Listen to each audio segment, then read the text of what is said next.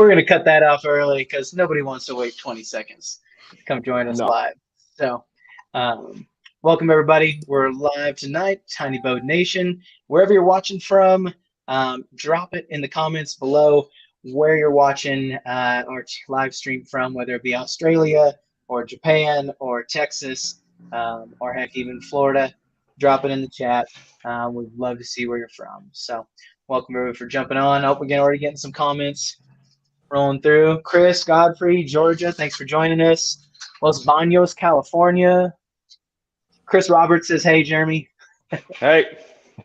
Matthew from Ontario. Hey, Chris, Canada. I'm going to do a video of your boat here pretty soon. It's just really hard to get videos out during the holidays. I hate it. But it's there. Right Texas Tiny Boat Nation. I love it. Rich, Fredericksburg, Virginia, Arkansas. I've yet to see somebody from across the pond yet. I haven't seen any Europeans yet or any Australians yet. It might be in the middle of the night for them over there. Awesome, guys. Thanks for joining us on the Christmas special. We've got how many days till Christmas, guys? What, 10? 9 days till Christmas? It feels like this whole month. 9 days. Feels like this whole month is just kind of ran together. So, but Mikey, what's in your alley, man? How's everything going over in Lake Havasu? It's cold. It was very cold. That's all I will say. What's that, 60? It's depressing. I can't stand it. But the fish have been biting, right? I had to wear a jacket. That's all. So yeah, actually last night I killed it, and so people have been asking me to post a few more fishing videos. Like I clearly don't post a whole lot of fishing videos because for one, I'm too lazy to go travel state to state to go fish different bodies of water. And then number two, very passionate when I fish. There's a lot of cussing. So not a whole lot of usable footage, but I like strung up enough usable footage over a series of fishing trips to make. So I'll be posting that. Pretty good stuff though. I think. Yeah, I had a pretty good night last night. During there was that little storm thing going on the country. Mm-hmm. You know, and then by the way, for those of you who were like really profoundly affected by that, we're here with you. We hope you're good and you're safe. But for me, I went out during the storm last night, and that's when they bite out here. When nobody else wants to go out there is when you need to go out. When like risk of death to go pet, that's when you go like to catch a pig. So that's why I went out last night. You know, didn't catch a big one, but like I caught like my biggest one. Like I don't know, a 10-pound stripper down here in Havasu is like a big. It's like a big one for a Havasu. Yeah. And then, yeah. Well, at least you can get shocked by lightning because I came within about 10 feet of getting hit by lightning fishing in the middle of a storm. So that was no fun. If there was lightning, I would have went out. It was just wind and it just wind and rain. Yeah, there was no lightning. I would have never. I won't go out in lightning for sure. That's like a terrible idea. Yeah, I got stuck out in lightning. Just hide under bridges. Yeah, I got caught between. That just no. It doesn't work, but no. You know, like one my time only option. We went out fishing, and it was during the monsoons down there in like southern Arizona, and a friend and I, we got rained out bad. Like storm from heck came and just rained on us. We had the jumbo parked on the shore. It filled up the jumbo with water. It was like unmovable. And then somewhere down the line, we heard a big real serious lightning strike hit the lake. We couldn't, it was so we're like, they hit the lake. And then later on we went out because it like just as soon as it was there, it was gone. So we went back out fishing, and you seen all these chunks of like wood, like brand new wood. You know, like what brand new wood looks like. All pretty colored light. Yeah. And then we looked at the tree, dude, sure shit. Like the only tree on this island, it was Patagonia. Oh yeah, Patagonia. Yeah, that island, dude, sure as crap, got struck by lightning. It was all smoking. Pieces of wood everywhere. And there's the biggest crappie, like a 4-pound crappie. I noodled that thing. It was like half dead. You could tell I got shocked. I noodled that, got a picture. I mean, does that count as catching it? You noodle a half-dead fish, and does that count? I mean, technically, you did catch it. If you post on Instagram and don't tell anybody, then I guess so. Yeah. Yep. No, I got caught between two storms, and it was clear above my head. And the tree, I was fishing the bank with a drop shot, and literally 10 feet away from you is this little lone tree, and I see this yellow line squiggle out of the sky and hit the tree in front of me, and it was just like a flashbang went off. It was like a warm blast of air went past me. I got shocked because my line was in the water, so my finger kind of got like zapped. I dropped my rod. My dog was in the back of the boat with me, and he absolutely just like was like whimpering, but it was literally like a flashbang went off in front of me, and I ended up catching a fish at the other end. I literally took like a minute of like freaking out, and then like reeled up my drop shot and got like a 2-pounder. So wish I had that on video. That was before GoPro days. But Oh, that's crazy. Yeah, man. No, thanks. Yeah, I ain't no going stories back like that. Yeah.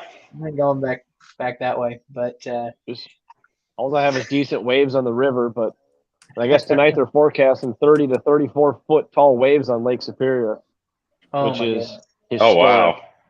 Yeah. Yeah. I see there's another storm front moving through, right? The Midwest, you got another one moving through right now. Yeah. Nebraska, Iowa, South Dakota, Wisconsin, Minnesota. I think Illinois is supposed to get some too, isn't it? It's going to get close. I hope it kind of runs out of gas before it makes it to us. Yeah. I hope. Yeah. It got pretty close to me the other night, so I don't want any more. I don't want to rough up my house the second time. Yeah. Well, if you guys are joining us new on the stream, make sure you post where you're joining and watching. Where's Belize? Belize is beautiful, dude. Belize is right south of Mexico on the Gulf Coast, on the essentially it's on the Caribbean Sea, right south of like not Mazatlan. Josh Cancun. Spencer, yeah, he asked where we could help him get a used outboard, but outside of the U.S., man, I don't know how anything works.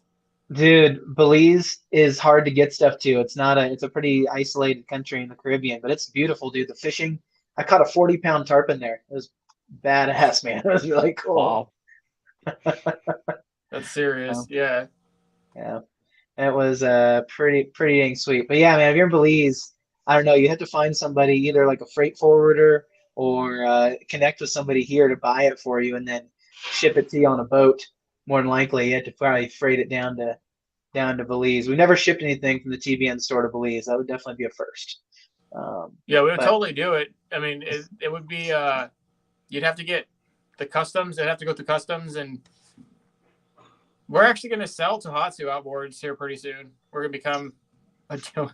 We try to become a dealer of all of them, but Tohatsu is like the only one that Tohatsu also it's a solid motor. Tohatsu. So we're trying to carry all those. So maybe really like we'll make it our personal goal to start sending them places. But hopefully when you get it, there's not a forklift through the cow. That's a real crap. Yeah. That's like that happens. Yeah, that might not be any fun. We might be able to get Fallon. They do pack them up pretty good ship though. One. It would be a lot of money, dude. You're like talking about like almost the cost of the outboard to ship that thing. I'm sure it's like what, $1 or $2 grand to ship outboard. Yeah, I'm sure it's not cheap. Well, to go to Belize too is probably expensive. But guys, just so you know, if you're watching from wherever you're watching, drop it where you posted in your comments. But Jeremy is out of Illinois, and then John, you just moved. Are you officially done with being in Minnesota? Now you're full-time Florida? Yep. Lucky. Yeah, my only thing that's left up there is my camper. So go down there, man. Hopefully it doesn't blow over tonight.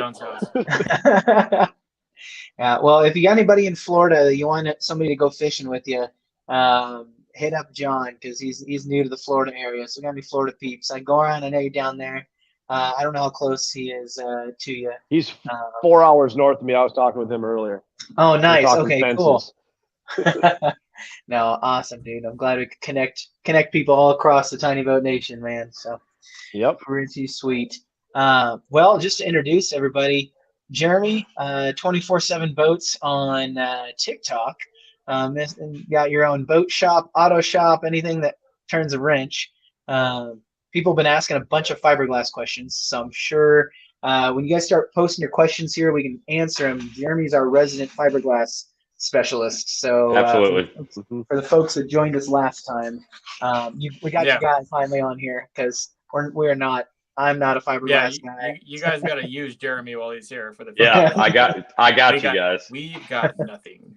Yeah, but I guess Jeremy, if you want to just give yourself a quick intro about you and man, you've been making Yeah. the switch from the automotive side to doing boats too. Yeah, pretty much. So obviously did the auto repair thing for a long time since I was a kid, and about 5 years ago got into boats pretty hard and had built a lot of fiberglass kit cars and did a lot of fiberglass work in the automotive world first, and then jumped gears into doing fiberglass repair and interior repair, and until I started watching Mike, and about a year and a half ago started getting with the TB Nation, and we started doing a little more on the custom side. And Nick, I loved how your boat turned out, so obviously I've now got one of my own we're working on.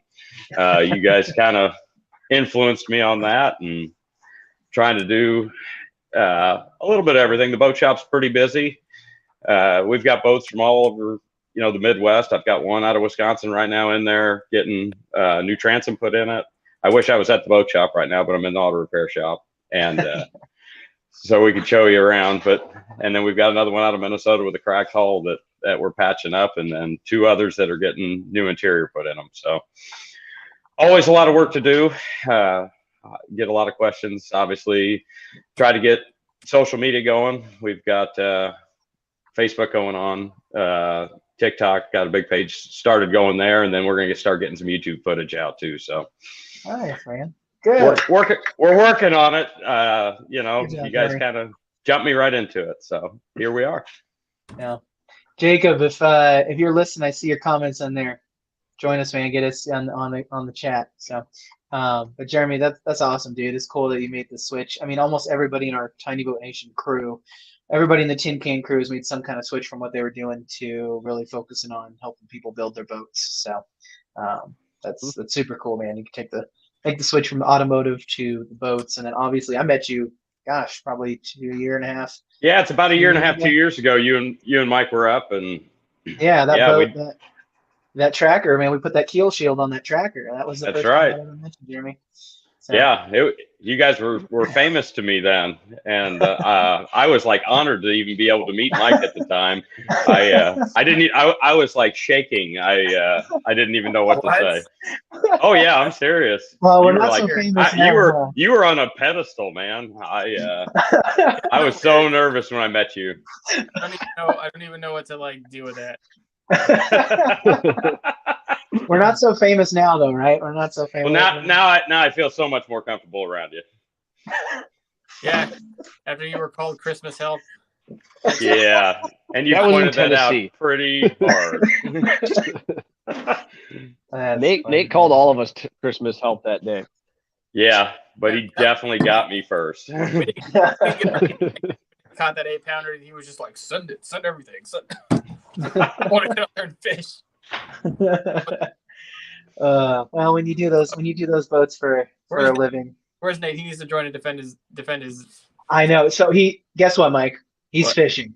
He just arrived in Tennessee. Yeah, he's back in Tennessee. He just arrived in Lake Chickamauga probably like 3 hours ago. So he probably is fishing right now. So there you go. He's grilling steaks for sure. He sent photos of that.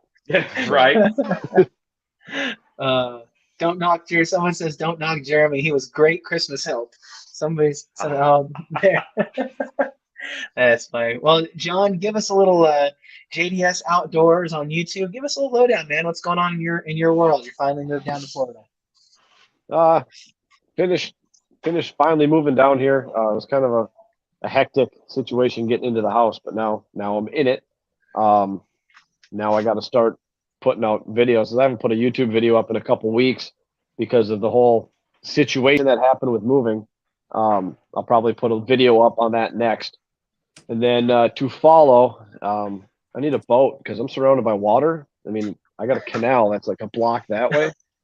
And my parents live a few blocks away, and they have a canal and a boat in the backyard. So I got to get out and do that here soon. But doing the whole changing states things, you got to change licenses and all that. It kind of takes up a bunch of time, all while working and keeping my eye open for a boat.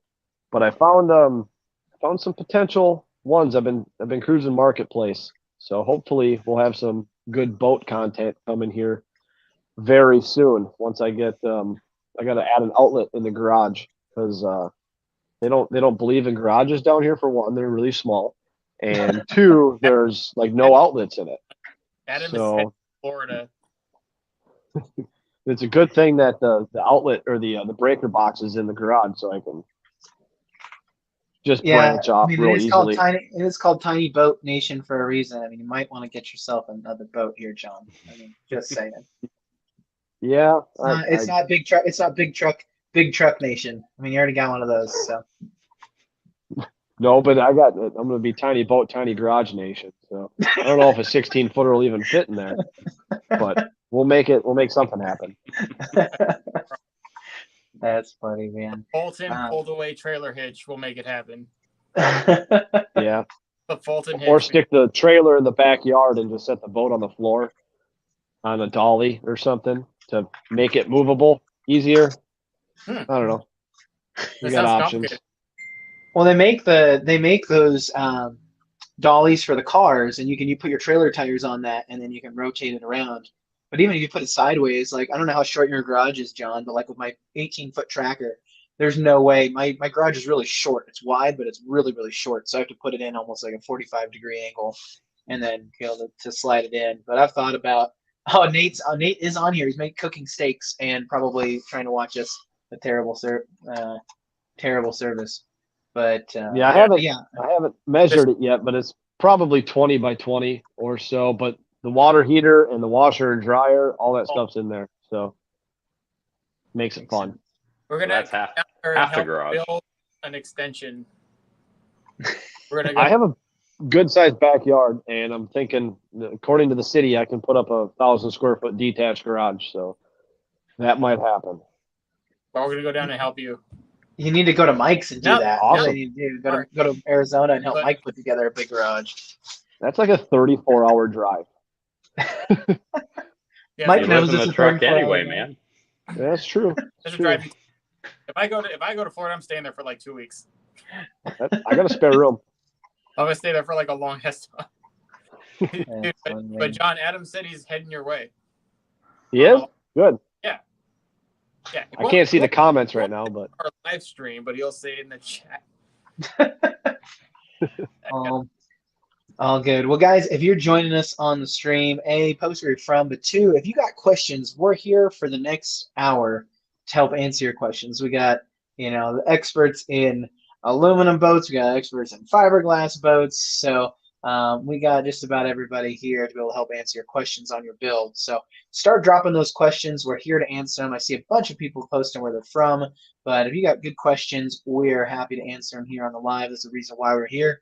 I want to help you guys build better boats. So that is the reason for the season, and Christmas too, I guess. But we'll get those questions knocking here. We also do have another panelist coming in from the Illinois area, probably not going to get blown away by the storms, but he's closer to Chicago. So tap him in, see how you sound. Eric, what's going on? Doing good, dude. Can you hear us okay? Everything sounding good in your shop? I can hear you. Can you hear me all right? Dude, you're great, man. You got those earbuds. You got those Awesome. earbuds in now. All right, I like it. Major upgrade over here. You and Mike are the shiny forehead crew here on the on live. Well, Mike's not so. He's got the good lighting, but it's wisdom. Wisdom. Yep. Just leaks out of your forehead. Yep. The experience. That's funny, man. Well, what's the latest with you? Because I just Jeremy just shared what he was doing, and John just shared what he was doing. What's the latest with human boats, man? Man, we're still just getting settled in the new shop and trying to keep the workflow going and close out the year well. So it's weird. I got two 1950s boats in the shop right now, which is new for me. I like playing with the old ones and bringing them back to life, but 1950, that's ancient. So it's been interesting to run into new issues and to put brand new aluminum against aluminum that's whatever that is. 70 years old. Yeah. So it's been interesting, but I'm having fun. Do you have a picture of that boat? I'm gonna screen share the picture of that boat that you brought in. It's like a dang camping, almost like a war cruiser, man. You guys got to check this out really quick. I'm gonna pull it up on the. That's right behind me. Oh, it's in the background. Oh, it's in the background. Hold on here. Well, I was gonna get a picture of it so people could see it. Look at that thing, dude. That ain't no tiny boat. That's a dang. tank on wheels right there. Yeah, I need to. It's so weird, man. It's built like a school bus, 21 foot, and it's all riveted. Like in the 50s, it was rated for a 50 or something, which is like comical. I mean, I don't know what you were doing, just scooting around a little bit, but like that's the party hauler. You ain't gonna try to get up. I think you just cruise and troll people. The guys in my shop have been joking about putting like multiple John boats on the side of it, so you could like deploy tiny boats off of it, make it the king of the tinies, you know. Dude, that'd be a heck of a boat to have at Havasu, man. Yeah, Pull down the right? canal like Havasu. I think this needs to paint it OD green. Yeah. How's the glass? Is that all original glass in there too? Like it's got all the. Yeah. Wow, dude! I don't even. Where the heck did you find that thing? It's about an hour south, big river town. Let's see if I can give you a better. Oh, dang! You can jump in there real quick. Yeah, here I can put you on. Yeah, it's solo. It's such a weird. The console was like it's meant to be like you stand off the back and you drive looking over the roof, which is kind of funny. But and so it's also deceptive. Like it looks like there's this huge cabin, but the door is only like 4 feet tall or something.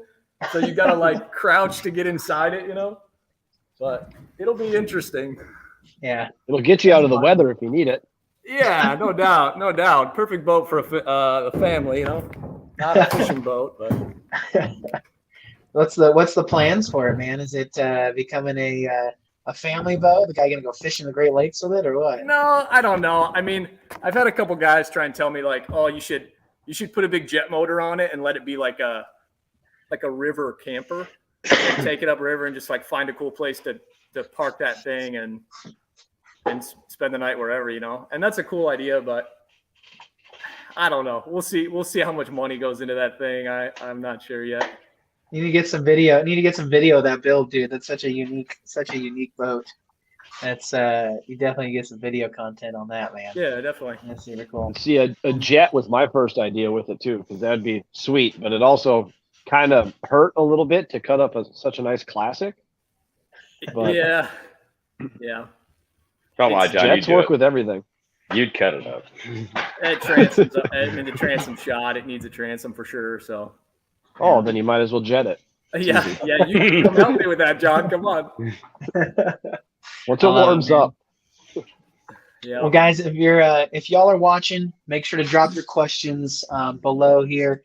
Just drop it in the comment. We'll see them up here. We'll bring them up on the screen and help answer them. So, but Eric, thanks for showing us a little bit of what's going on, man. That boat is pretty dang unique, dude. So right. You don't see that every day in our world. So it's pretty rad. Send to John Boats is in the chat too. Has entered the chat. But thank you, Chris, for joining us. Tim Maynard wants that boat to be black matte black, all matte black, murdered out, matte black. Love it. That would be sweet.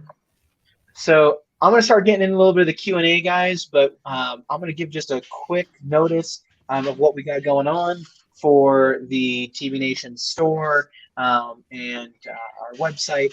Let me jump on here real quick. We answer drop your questions. What? Can we answer a few questions from the Facebook people?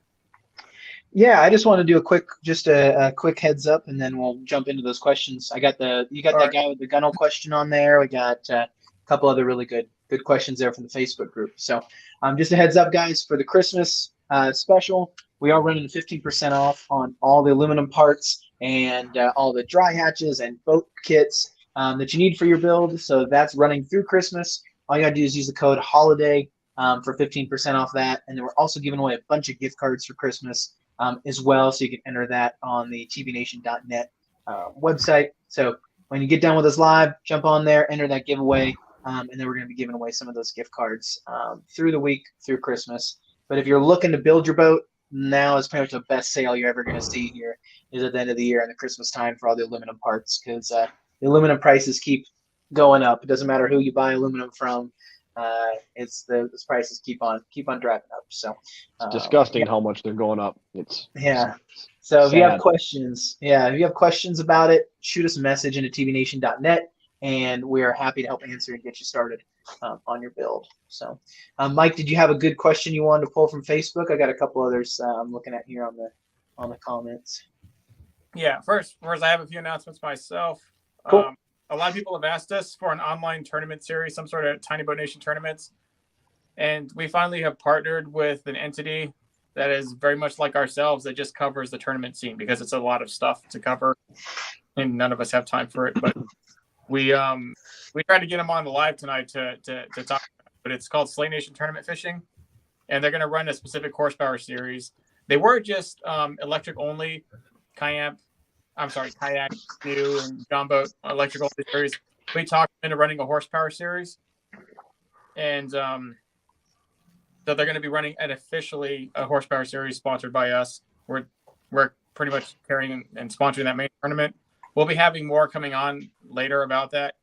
And Frank, the founder of that, will also be on here. And possibly Jacob, if he can ever stop working, will also be on here. He's probably even a better person. He's running one of the most successful tournament trails down there in Cali to date. We'll be sponsoring it pretty big. Like, as big as we've ever sponsored anything, we'll be sponsoring that as kind of a grassroots movement to try and do that, and possibly work with other state chapters in the Facebook deal to get that done. And then we'll also be giving away our simulated budget build. So if we're going to do a budget build, we can do a real one, but then we can't give it away because it's not safe to give away. So we'll be doing a simulated budget build where parts of it will be budget and a lot of it will just be donated stuff from us. So when we give it away, it's a solid boat, but still answers a lot of questions because people wanted a $1,000 to $1,500 like spending limit, and we can actually do that.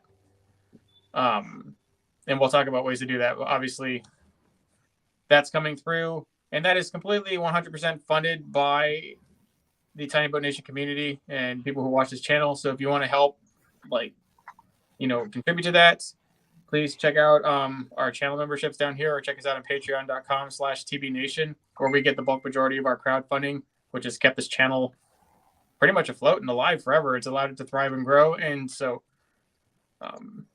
that's where we are able to fund these without me having to go get another day job.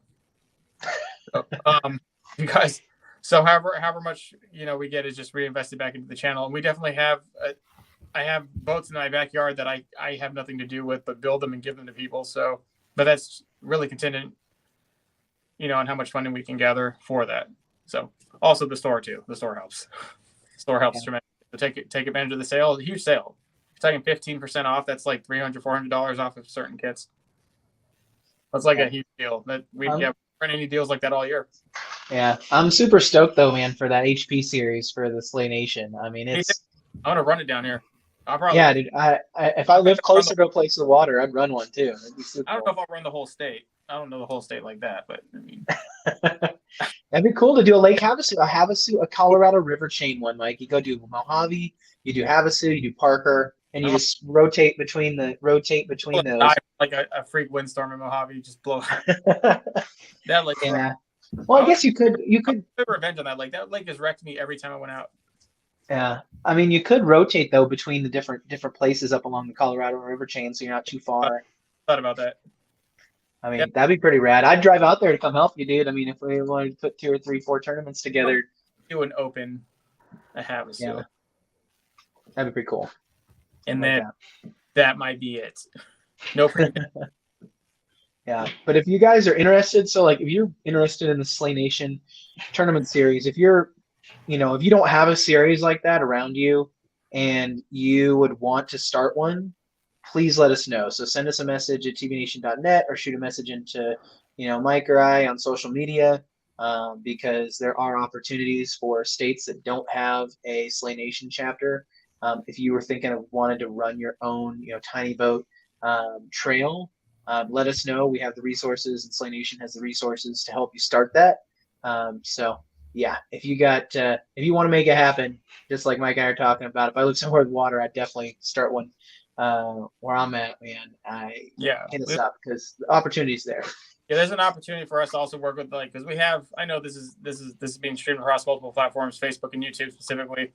Facebook has state entities that we other than just obviously supporting them and letting them kind of use the branding to kind of build a community that we haven't had a whole lot of interaction with you guys. So through this tournament series, we will want to change that and give you guys that, because I think that's a bigger deal. I think in Oklahoma it's probably huge. In New Jersey, it's big. In California, it's big. In Texas, I don't know. We got to. Texas is so big. You can have a region for like 6 different regions all have their own trail because it's such a dang big. Yeah, same thing in Florida. Florida. Yeah. A few more Jacobs can run the whole thing. Yeah. So if you're interested, let us know, please, because I think right now currently the HP series is going to be about 10 different states, 9 different states. So there's a lot of ground to cover. And you probably, if you're watching this, you probably don't have a Slay Nation tournament series near you. So if you're interested in starting one up, let us know, man. So that would be a blast. So we'd love to help you with that. But let's get to the Q&A. Yeah, let's get to the Q&A, guys. Mike, there was a good question here on from one of our Facebook joiners here about a gunnel and adding in some items here. So we're going to get into Q&A. If you are thinking about your boat build or you got it sitting in your garage, okay, and you got questions, drop them here. We're here for the next like 30, 45 minutes to help answer them. So let's get this started off with one of our Facebook users. I have a thin gunnel with barely any lip on my 91 full welded aluminum 13. Wanted to add LED lights inside. What can you suggest on how to mount the lights without being blinded? I'm wanting to build a flat floor and a casting deck, possibly. So adding in LED lights with a thin gunnel, nowhere to really hide them. Okay. Who wants to That's take a that good one? question. Well, I did it with 1/2-inch tubing, and I put it from the outside into the inside to make a lip to hide the LEDs. It's really smart. Yeah, go ahead. You can do that with like aluminum U channel too, because I know like for the portable fish houses, they'll mount LED lights inside U channel and then mount it up top. You could adapt that same idea possibly to the inside of the gunnel or mount it to the side of the gunnel facing downwards or incorporate it into rod holders or something, cup holders, mounted on the bottom, something along the lines of that, possibly. Think about the U channel facing down or facing into this inward. Facing downwards. Do you think so you mount the it channel upside down? Okay. Yeah, I thought about that. It's a pretty good idea. Also, I mean, what thickness would you use? The thinner the better. I mean, I don't know if you can get it thinner than 16th inch. I'm not sure. I haven't looked into U channel that much. I use tubing because it wouldn't, whenever you started to bend it down the contour of the gunnel, it didn't want to flip out. Like, as I initially tried it with angle, and then when you bent it, when you started to contour it, it started flaring out. You know what I'm talking? Like, I don't know if the non-fully boxed frame of a U channel would flare out too, because it doesn't have it. I think the whole reason it even works is because it's tubing, I think. But I don't know, you could try it with channel. I mean, if you have a jumbo that doesn't have too much of a contour, you can definitely do it with U channel. Yeah. Yeah. I would try to find a way to mount LED lights underneath items that you mount on the sides. I think that'd be about the easiest, cleanest way to do it. Yeah, and it's such a bummer when you add lights and then you get out the first time and you realize that they're pointing right at you and take away your night vision. And I remember the first boat I did all these LEDs in and how disappointing it was to realize like, oh, that was actually pretty stupid to put one like facing me in the front of the boat instead of tucking it somewhere. I'm working on another boat over here where I'm rebuilding the gunnels, and as you guys are talking, I'm kind of thinking about.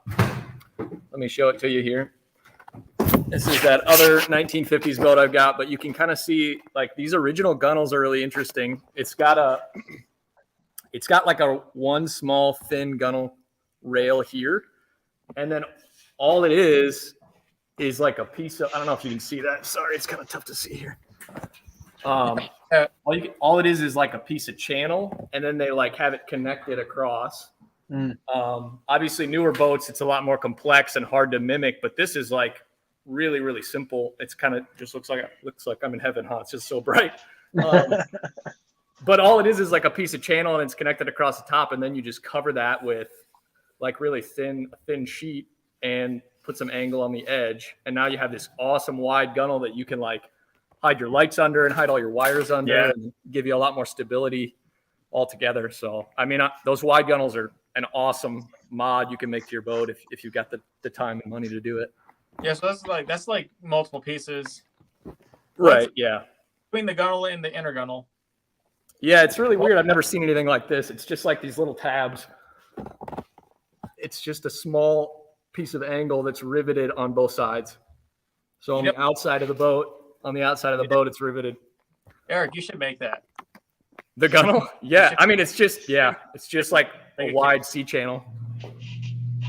It's pretty simple. And that would, if you're up for a pretty decent modification, wide gunnels are always better than the skinny ones anyways. Yeah. So that's a good option too. Yeah, I don't see any benefit from a skinny gunnel. Other than that, it's just how it is. Yeah. Yeah. That'd be, building your own gunnel like that would be easy to step onto, stepping in and off the boat, and you can hide everything. Sounds about the way to go. So just gonna jump in and answer one real quick question here. Chris Godfrey, the trails group that we referred to is called Slay Nation. I sent you a banner on Facebook. I don't know if you can download that, put it live on your screen since you have that ability, or you're running the stream. Yeah. Yep. Just put it live. Yep. Nope. Can do, Mikey. Yeah, they are currently looking for tournament directors, and I know there's a lot of people that have approached us to try and run a trail, saying they've had experience running trails or running tournaments. That's invaluable experience, and the infrastructure and the establishment needs to be there. And these guys have been around for a few years. They actually, we found out about them initially when we did Ike Live. They followed us in the Ike Live show because it was all about tiny boats and tiny watercraft, tournament trails, trying to promote that kind of culture. And they were right behind us in the stream, talking about their thing. So they've been growing for a while. It's been pretty slow. It's not as exclusive social media wise as us. So that's a big part of how we're going to be sponsoring them, is getting their name out and partnering up with them. And obviously we'll be giving them stuff too. We possibly will be giving away boats if the trails are big enough. You get like a following with 30 to 50 boats. I mean, that's pretty serious. The requirements are up to 17 foot, 75 horsepower. And, in my definition, a tiny boat is just a custom boat. Sure. But we obviously had to have a cap for a Slay Nation HP series, and it's 17 foot, 70 horsepower or 75. So anything up all the way up to that. So anything with a motor you can run. Yeah. And then they have their initial Slay Nation series that is just electric only. That's how they started out.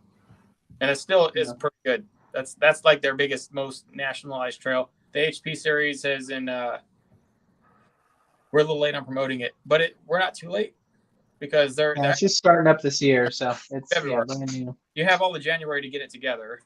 So if you're running local trails right now, like if you have your own local thing going on, like I know there's tons of them around Oklahoma and other places that you're doing these 14-foot, 15 horsepower caps, etc. There's these caps on the lakes. I mean, obviously that can be part of it. If they're boat and lake restriction caps and horsepower caps, that can be a part of it.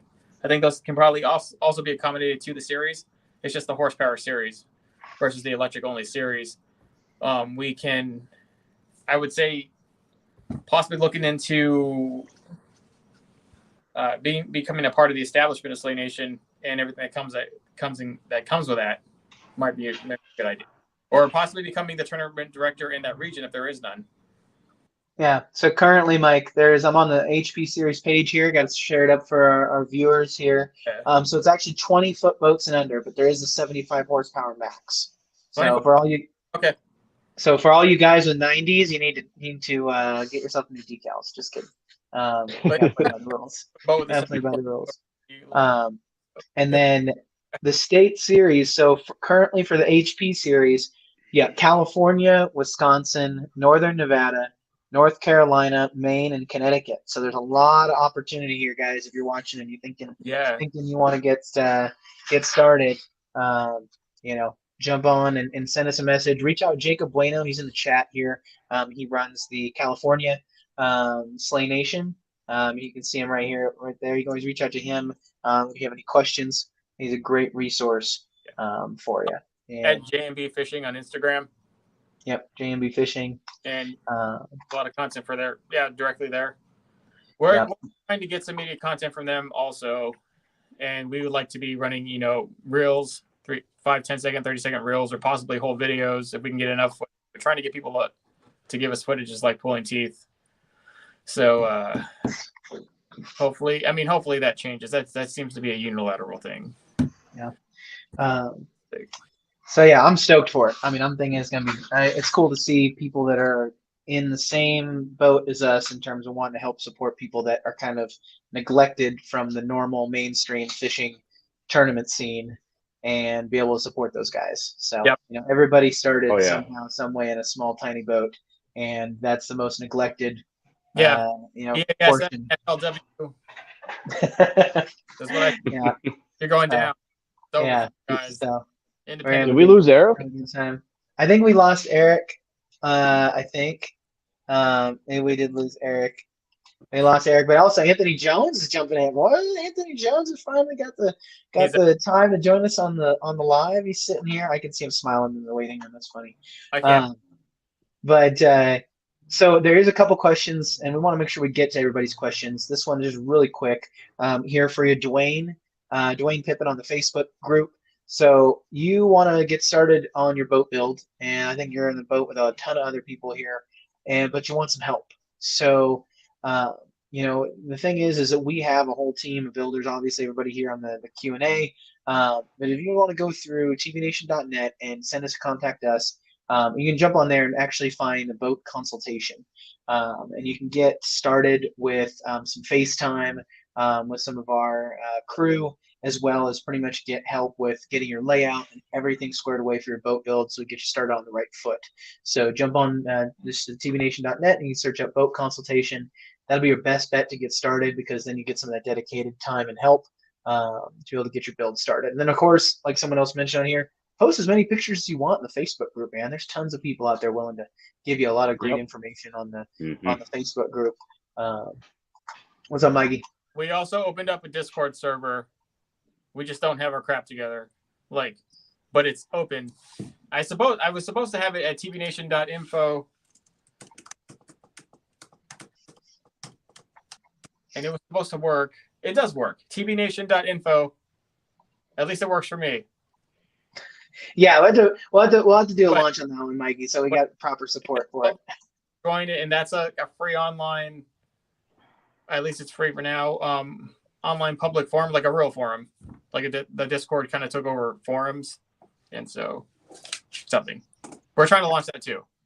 Yeah, so lots of ways to be able to help you. But yeah, just jump on, just send us a message, post pictures of your build, and hit us up on the website. We're happy to help you get started. So and Chris Godfrey, they've got a lot of guys in Georgia. Just Chris Simmons is posting it on here too. So well, let's answer a couple more questions, and then we'll bring on Eric was just jumped on. Anthony's in the waiting room here. So let's get a couple more questions spooled up.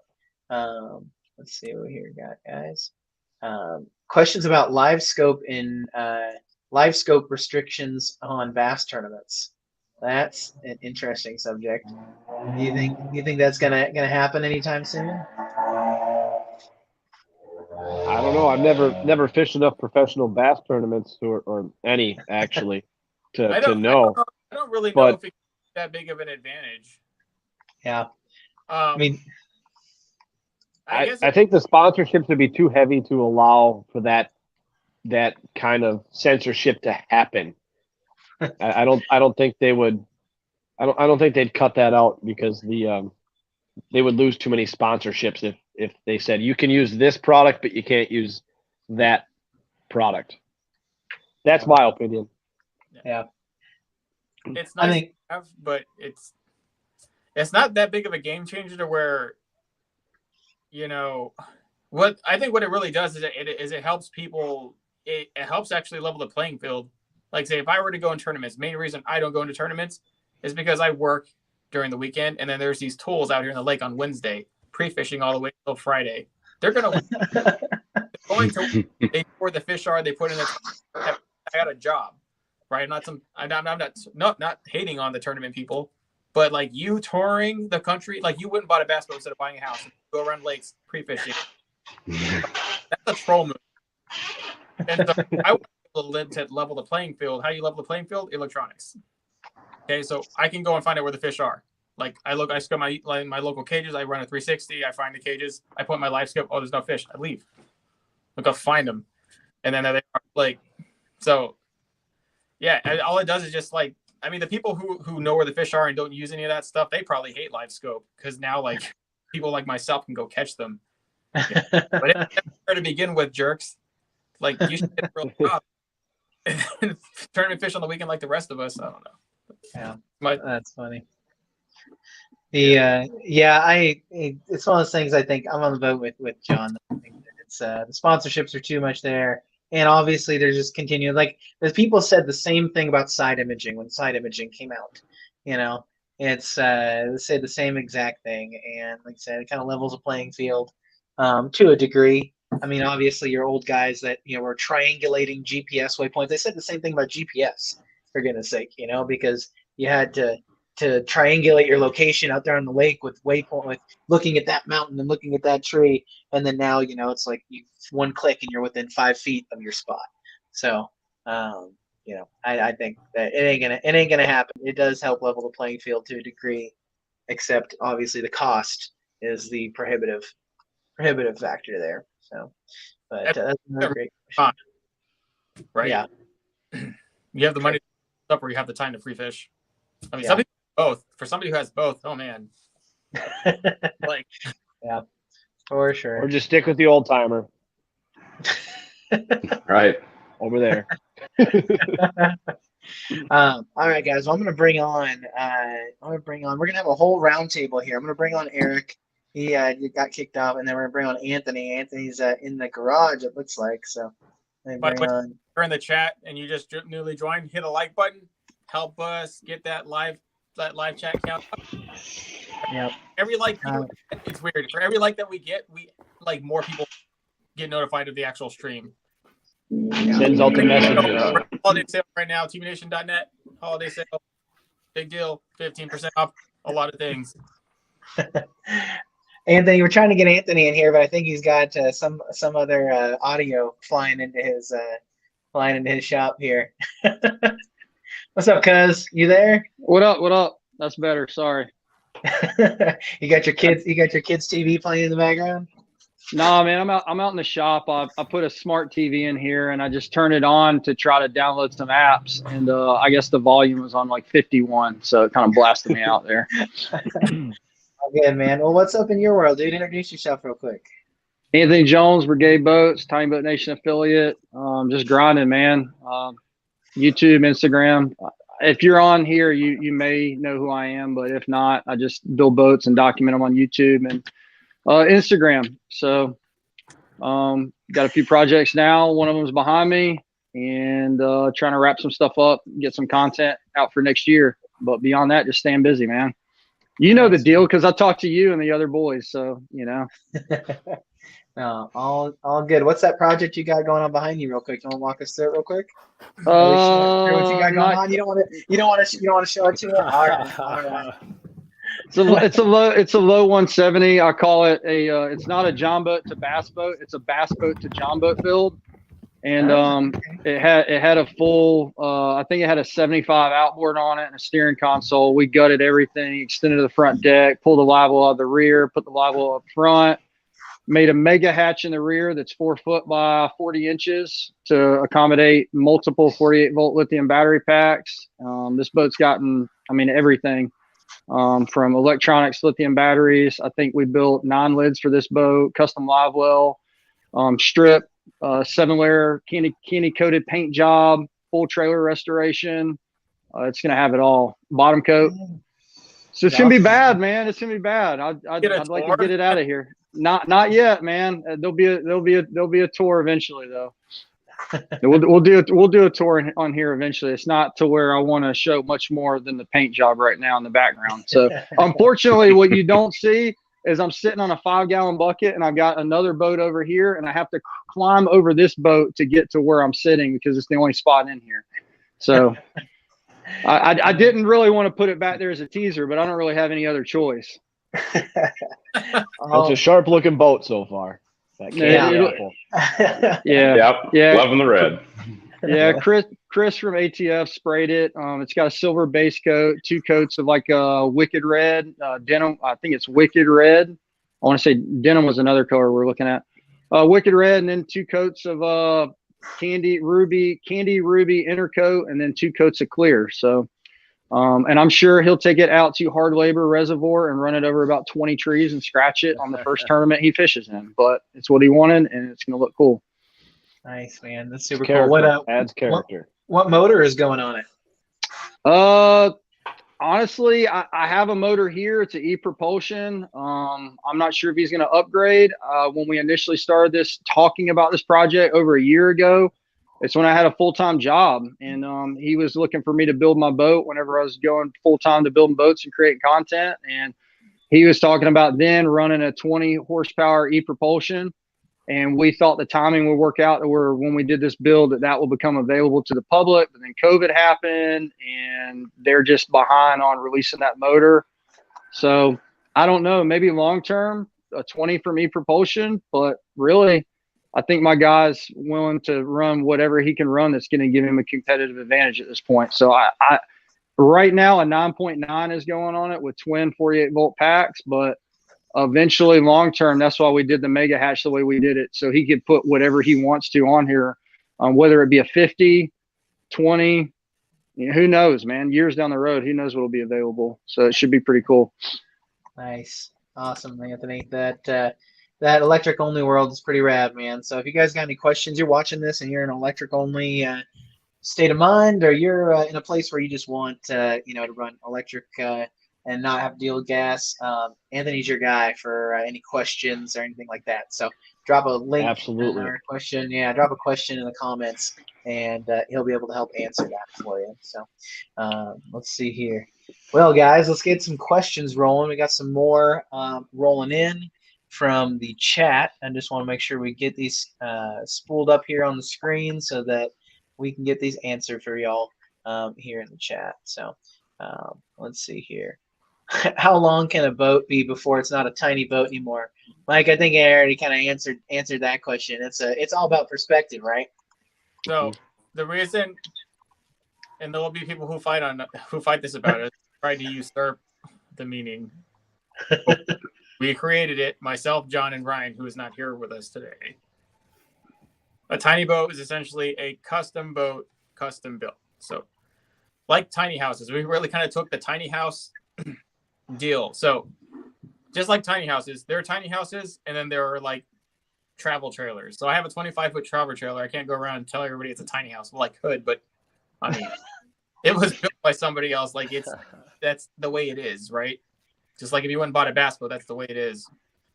But you have these people who get a trailer, just a stock trailer, and they build a tiny home on it, and it looks just like a travel trailer, but they call it a tiny house. It's a custom travel trailer, and it's dope. So that's kind of what I was going on for the tiny boat thing. Not because they're small, and some of those tiny homes are not small. I mean, there's some 30 something foot tiny homes, and that's bigger than my travel trailer. So I mean, that's where that comes from.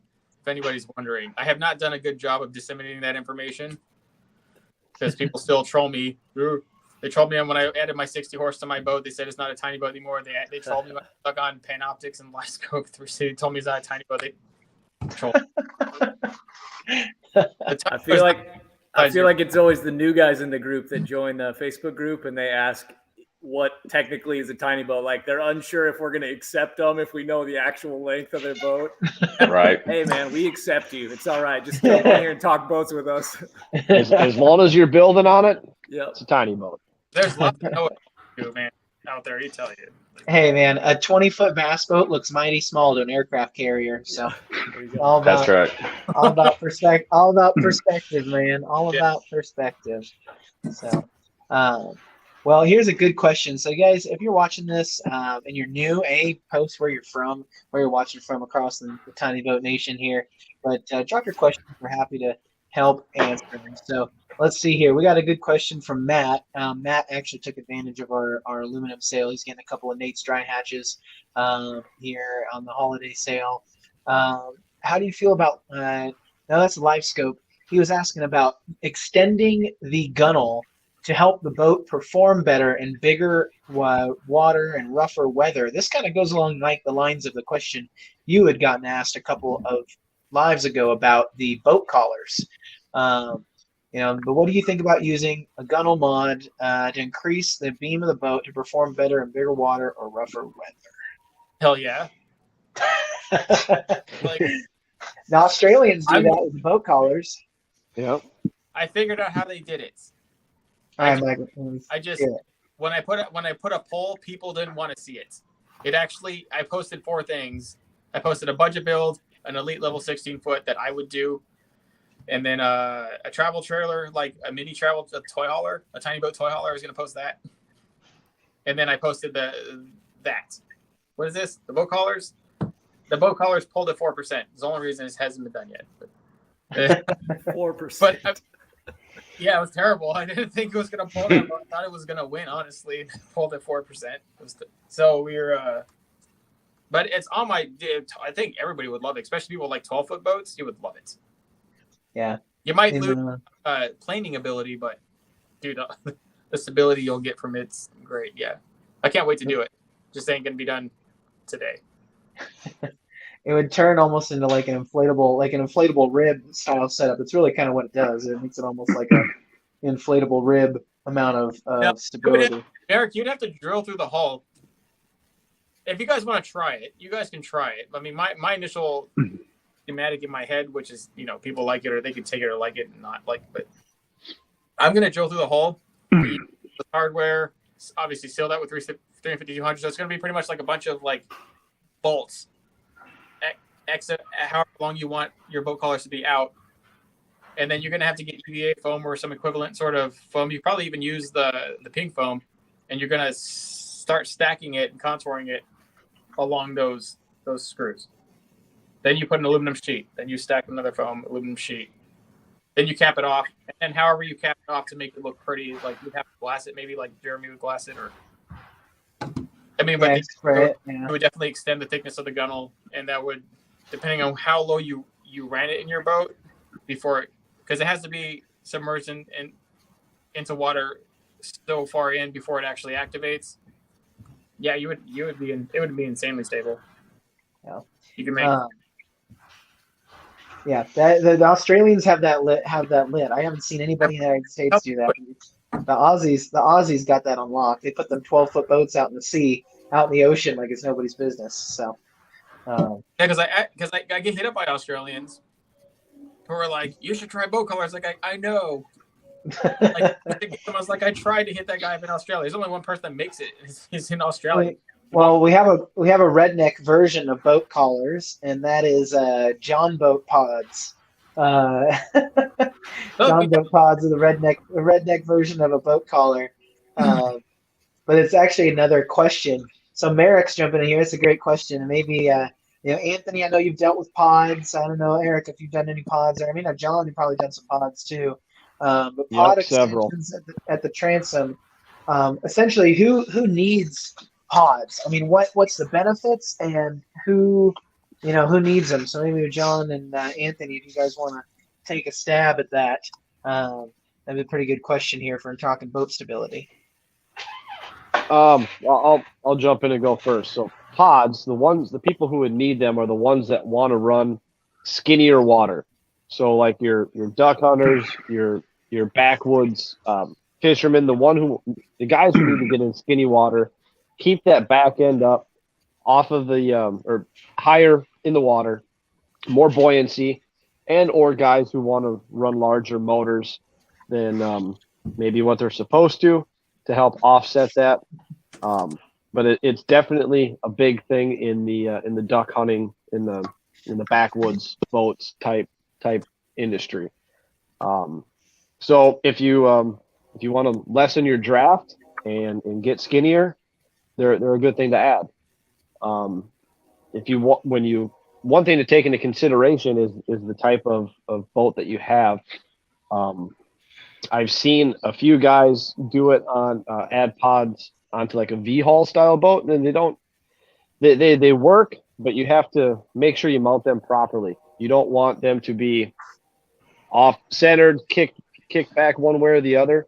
You need to like run a level across the bottom of your boat, and then have the back end of the pod sit up at a certain degree in correlation with your transom. Otherwise, if it sits flat or down, you're going to affect the performance of your boat pretty heavily.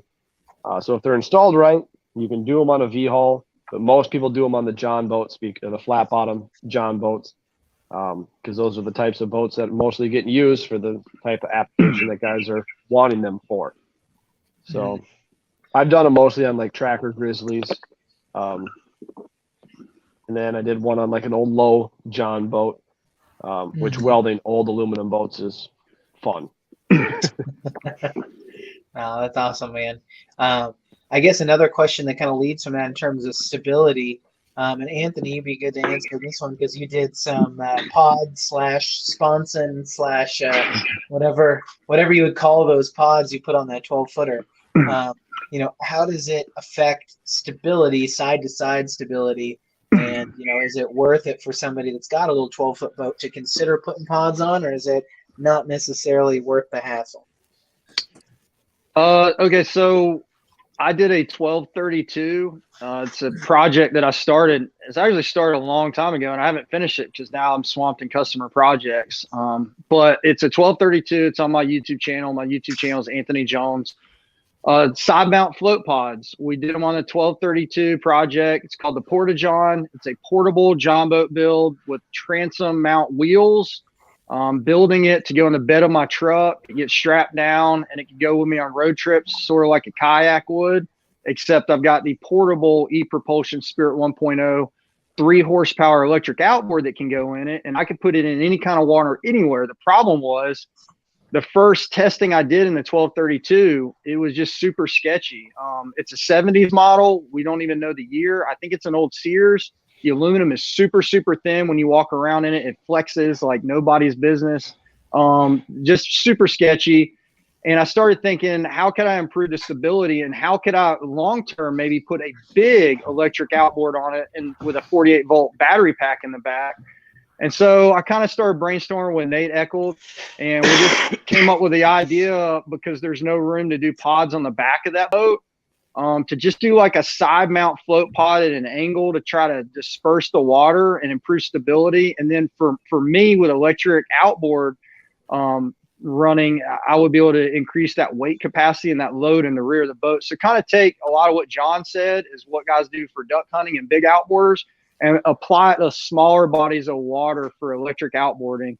And that's really what I wanted to do. Now, is it worth it? To me, it was worth it because I know fab guys, and it was an experiment, and the YouTube videos were successful. So, but as far as a DIY deal, if you can weld and you have access to do that, then great. But I did lose 13% or might have been 16% on my top speed, just because they protrude from the side of the boat, man. I mean, they're going to eat up water and they're going to cause you more drag. But stability, I could stand up all over that boat now in the back and cast off the deck and fish. And so for me, it was a win, and I'll sacrifice that little bit of speed. But you have to understand the geometry of every boat and hydrodynamics, and you're just going to get mixed results depending on who you are. And if you want to buy a set, I know Nate will sell them, but they're not cheap, man. There's a lot of stuff that goes into making those custom side mount float pods, and you need the degree of the side of the hull and a lot of the measurement from the bottom to the rib. And it's a pain, man. But if you want to take it on, take it on. There's been other guys that have done them that I know of. So I think there's a reason why you don't see them on the market as a, bolt-on item, as opposed to just your traditional pods that go on the back. I mean, it's kind of ridiculous. Yeah. And you got to understand, guys, a lot of stuff that like we do, like, and I say like me and Mike, I know some of the stuff I do, I don't want to call it clickbait, but I do it because it's content that I think people would enjoy to see. And the side mount float pod deal was one of those things.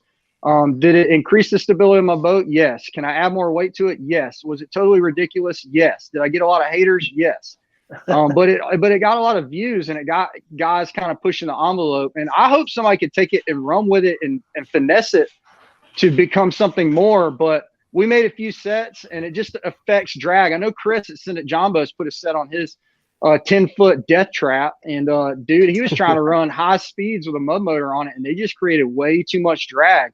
For me, I'm only doing like 10 miles an hour on electric, lake, so it's not going to create a lot of drag for me at those speeds. It's just hard to get on plane with something sticking out the side of your boat. So I think at that point, it's just, I don't want to say it's not worth it, but every scenario is different. You just got to analyze like your pros and cons. Yeah. Well, I would think that, John, what do you think? I mean, could that even plane if you have float pods on the side of the hull? I mean, the ones that we see that add the beaver pods or the float pods, they're directly behind the back of the hull. And I know that that may affect some performance, but at least they're not dragging on the side. I think if you did have them on the side, it would have to be a non-planing vehicle. No, you could get it to plane if you had enough horsepower, and if you have the geometry of the front of the front of the side pod correct, it would create lift versus creating drag.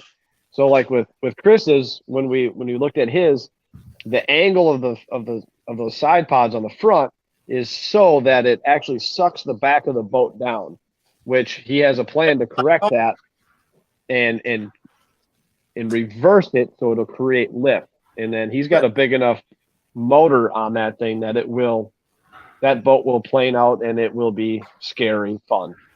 So it's a submarine is what you're saying. Yeah, right at the moment it sucks the back down, but with just a slight change in the geometry in the front and possibly extending it like he wants to, it will create lift like an airplane wing. You just got to think of it like an airplane wing. It's all hydrodynamics and aerodynamics. Yeah, and for the record, because guys, I've had a lot of comments on my video. It's got almost 200,000 views now on that side mount float pod deal. You gotta, if you watch the video, you'll see I had a guy, Ratha, out in Washington, the state of Washington. I live in the state of Georgia. This guy CAD designed these pods in Washington, and I think Nate was in his old shop, the gas station or oil change shop. And so he CAD designed all that stuff and sent it to Nate based on measurements I did here at my house, sent it all to Nate in Illinois, and he printed out some templates to scale and cut all that stuff and welded it and then shipped it to me. And then I had Frankie from Piedmont Fab here in Georgia weld them on the boat. So it wasn't like we were just in a fab shop building these things to the boat. And if that were the case, we would have gotten some of them angles a lot more dead on to how I really wanted them.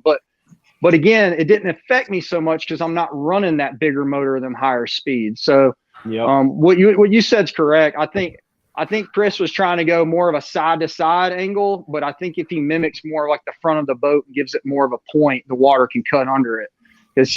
I've seen the video footage of that deal, and it's creating like a secondary wake and blowing water in his face and all kind of crazy stuff. So that boat like 14 feet now. I had to look up for it. Yeah. It's got like a. Oh, that's it's something else now. Yeah, it's funny, man. The awesome. yeah, I saw a little clip from that video, and I was like, okay, that's one heck of a project he's got. Yep. Hey guys, hit the like button. Every time you hit it, the chat trends, and we get more people in to ask more questions. Yeah, give us some thumbs up here, guys. We got another 20 minutes or so to help answer your questions. Yeah, sometimes you can't see it in the chat. If you click out of the chat and then re-enter the chat, it'll be there. We appreciate that like button. Yeah, I got a couple good questions here, guys. We'll move on from the pod talk here now because there's some of us that just ain't gonna be able to put pods on our boat. But Chris Godfrey, this is a great question. Mike kind of answered it there in the chat, but this is a real quick question, and then we'll get to Mike D, who has a great question that can kind of be a great roundtable for custom setup for his walleye and salmon boat.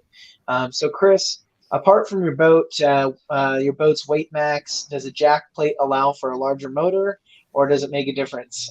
So Chris, a jack plate has no bearing on your horsepower max. So there's no bearing there. Your boat transom and actually the width and height of your transom really is what that's dependent on. The jack plate is designed to be able to get that engine lifted up in the water to that exact angle that's going to get you the best performance. So you can't add on more horsepower or more weight just because of the jack plate. That's simply designed to get your engine farther away from the planing hole of the transom and get it playing with the level that it's actually in the water to get you the best performance. So if you have any questions, we have a DIY jack plate kit. We sell Bob's jack plates. We sell TH Marine. We have usages for all of them. So just send us a message on the site. We're happy to help. But that's definitely more designed for performance than it is for what type of motor. Someone's got a little bit of feedback in there. I don't know if whose end it is here. A little bit of feedback on the camera. But we're going to jump in to Mike D. Has a great question, and we'll do this in a roundtable discussion. Is how would you recommend setting up a 16-foot bluefin? So deeper, kind of a deep V style setup for trolling walleyes and salmon. A little bit rough water, Door County, Wisconsin. Maybe if everybody wants to give their 2 cents in terms of what they would throw in that boat, you can feel free. So Mike, I know you're a deep V guy, so what would you? What's your 1 or 2 tips for Mr. Mike here? I'm a deep V guy, but yeah, I'm not a walleye guy. So, That's true. Never caught a walleye in my life. It's one of the great iniquities of life. I don't know. If you don't know, you just shouldn't speak. So, like, John, you want to help us?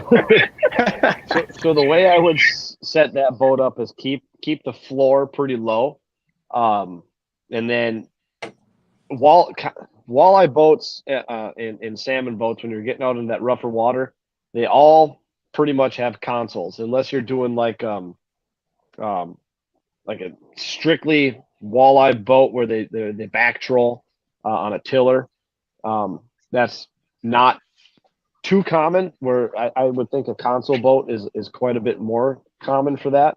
But keep the floor low.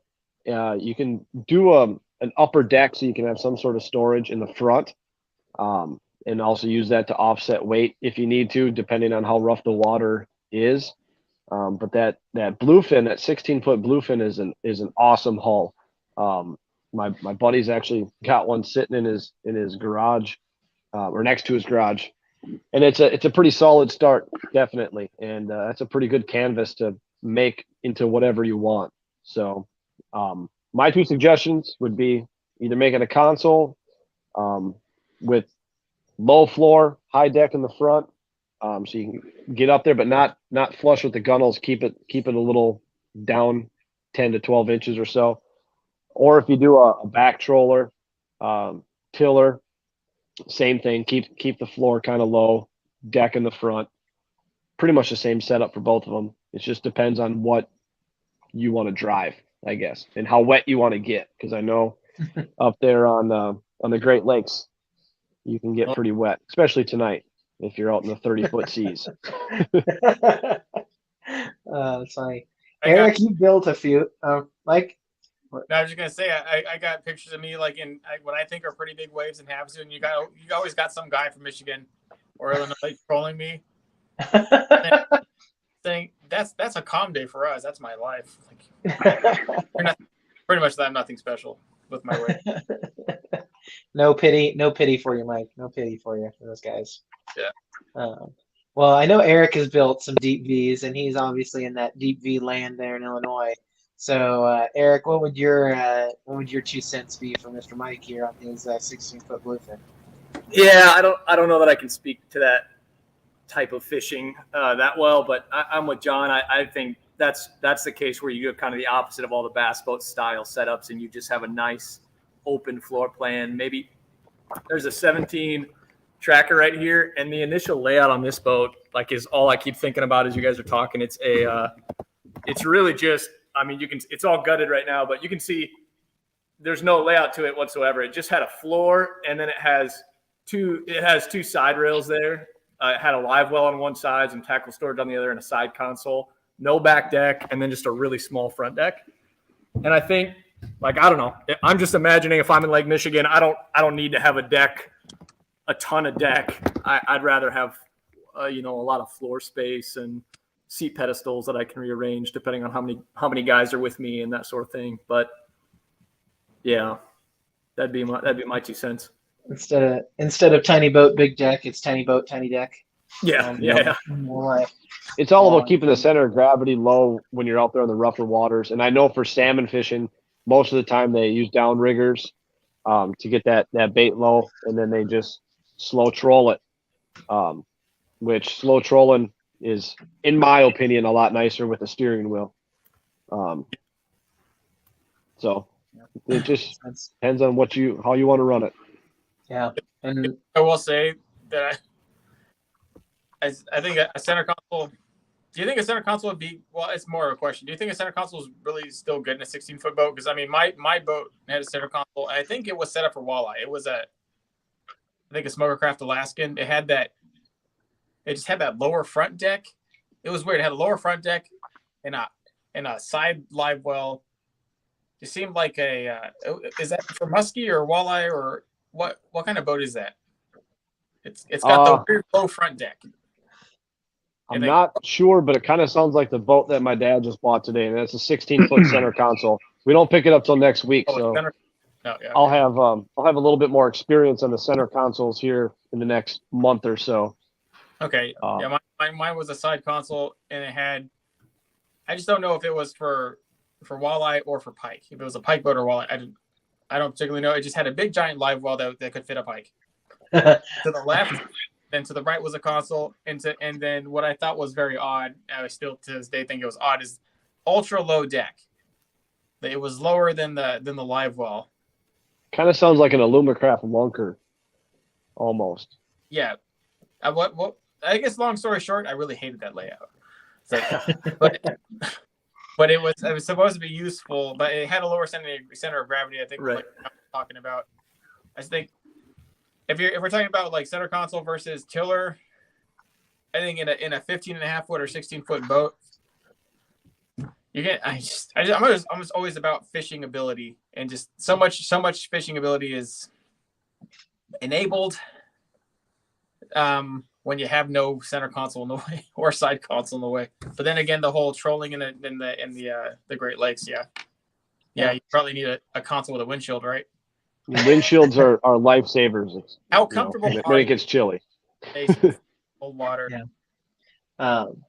Yeah. I mean, I would say even like take into consideration how you like to fish too. So like I'm from Washington State, and we have a lot of open style aluminum boats for trolling for salmon. And you see some of the best boats for that have, if you're taking out multiple people and you're trolling, a lot of stuff can cram your style when you're trolling because you have all those rod holders hanging off the gunnel and things like that. A lot of guys opt for a tiller, but essentially a big open layout with seats, 2 or 3 seats on each side running up, so you're right next to the gunnel when you're fishing and you're trolling. And there's even one guy who did a custom boat. It's in North River, and it was a custom boat. He's a guide, but it was a pretty badass boat.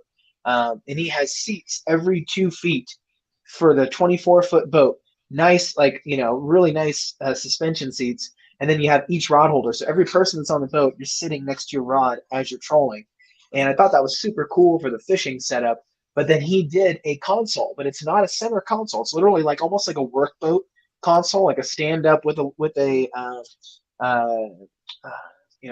windshield, so that he has something to protect him from the elements, but you're not impeding in the fishing space of the boat.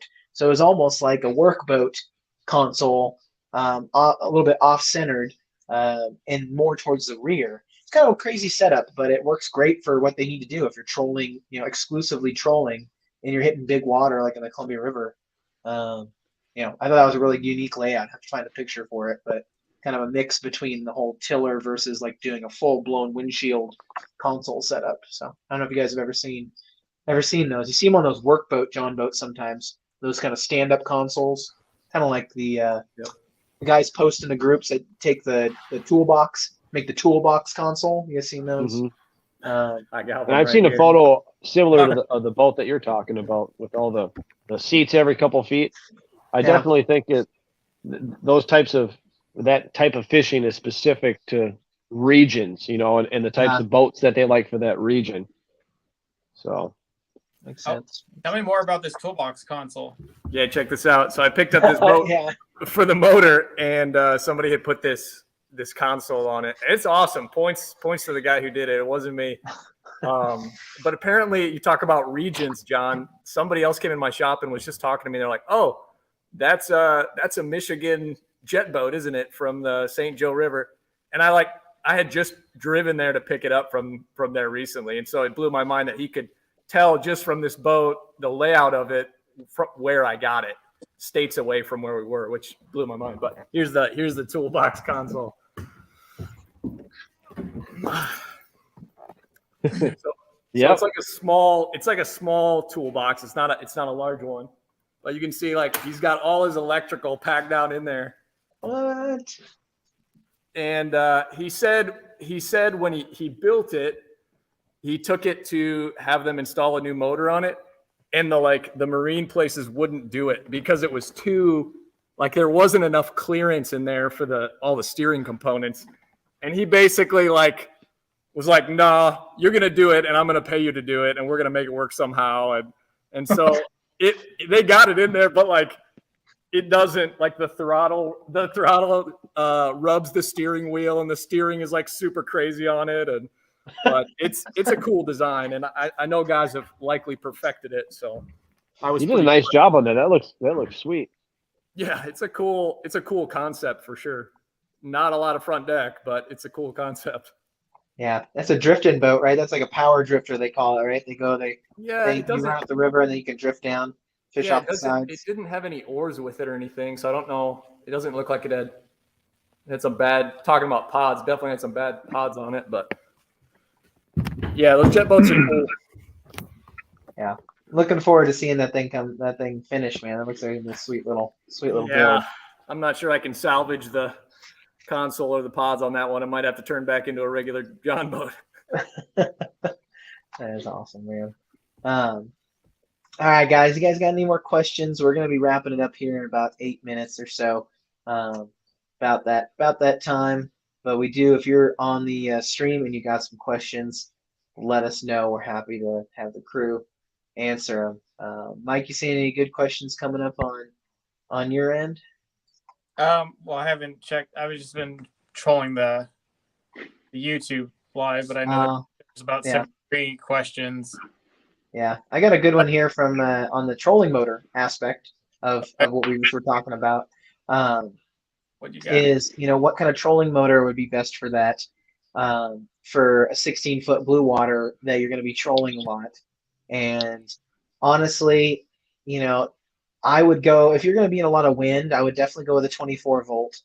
And those electric steer trolling motors, man, for bang for your buck, the Motor Guide XI3 is the real deal. I mean, the Motor Guide XI3 or the Minn Kota Power Drive with a Minn Kota Power Drive with the ProNav GPS system, but any of that spot lock, technology and that auto tracking technology for trolling is just such a game changer. I put one on my tracker, and if you don't need the cable steering and you can deal with fishing open water and just using the remote control, man, getting a Minn Kota with spot lock or a Minn Kota with the ProNav upgrade, even the Motor Guide XI3, that's a true game changer in terms of your fishing ability and your comfort level on the boat.